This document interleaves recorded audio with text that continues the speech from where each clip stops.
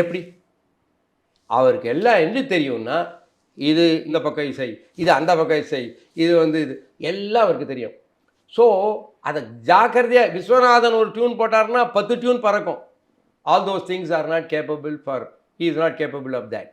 But what he knows is that இது இங்கேருந்து வருது, இது இப்படி தான் வரணும், இது அப்படி வரணும், இப்படிங்கிறது அவருக்கு ஃபுல்லாக தெரியும்.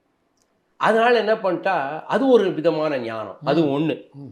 ரெண்டாவது, இளையராஜாவை பற்றி அவர் என்கிட்ட சொல்லியிருக்கார்.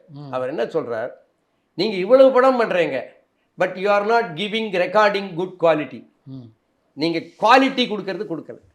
அது எப்படி அவருக்கு தெரிஞ்சது அப்படின்னு கேட்டால், அவர் சினிமாவை விட்டுட்டு அட்வர்டைஸ்மெண்ட்டுக்கு போயிட்டார். ஒரே ஒரு 30 செகண்ட் அட்வர்டைஸ்மெண்ட், 30 லட்சமோ 50 லட்சமோ தான் இருக்கும்.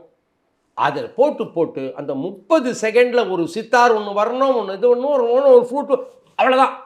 அதில் என்ன ட்ரை பண்ணிட்டாரு, பயங்கர வேர்ல்டு குவாலிட்டி ரெக்கார்டிங் கொண்டு வந்துட்டார். அதுக்கெல்லாம் எப்படி காரணம், அவங்க அப்பாவுக்கு சோனி கம்பெனியோட தொடர்பு இருந்தது. அவர் அந்த கீபோர்டெல்லாம் வாங்கி விற்பனை பண்ணுறது, வாடகைக்கு விடுறதெல்லாம் பண்ணிகிட்டு இருந்தார். இவருக்கு அவர் அந்த தொடர்பு வந்தது. அதிலேருந்து பெஸ்ட் எக்யூப்மெண்ட்டை பண்ண ஆரம்பித்தார்.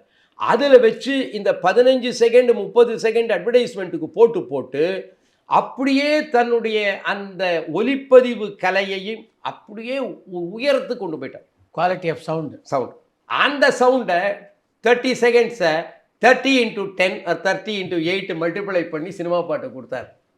அது ஒரு புது சவுண்டாகி போச்சு.